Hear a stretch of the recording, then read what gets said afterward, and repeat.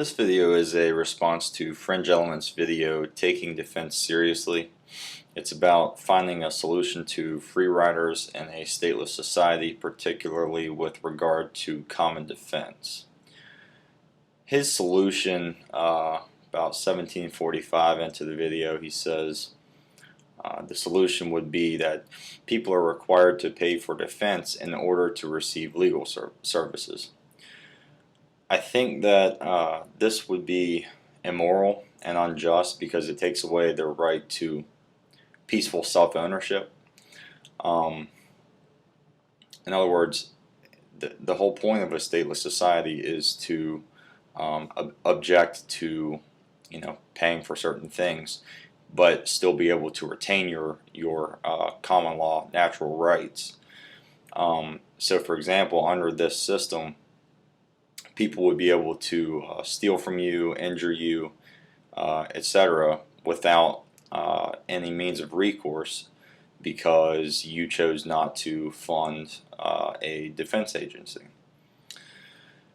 But I do believe that I have a good solution, and it involves primarily voluntary accountability.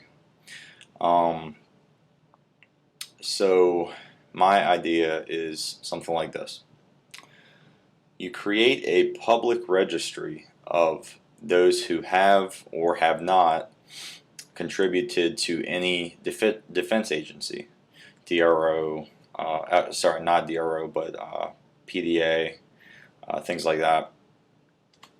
And basically, you would just record all the people, let's say, who have contributed to defense agency A, and then defense agency B records all of its subscribers or payees, and then all of these agencies would submit their registries to a single public registry. And that would be accessible by anyone, on the internet, for example. And one way to do this, which would make it really simple, would be to, let's say, get email addresses for each person, and once every year or whenever the payments are due, those who have not paid are put onto this list. And you would have their zip code, and you would send this email to everyone within 10 miles of their zip code and say, hey, this is the list of people who refuse to pay for any defense agencies. And then it would be up to the people of that locality to deal with that in whatever way they can.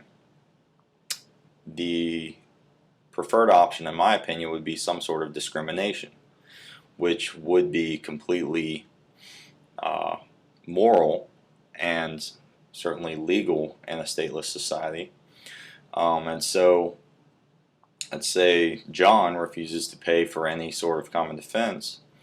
Well, he's on this registry, and everyone sees that he's not pulling his fair share.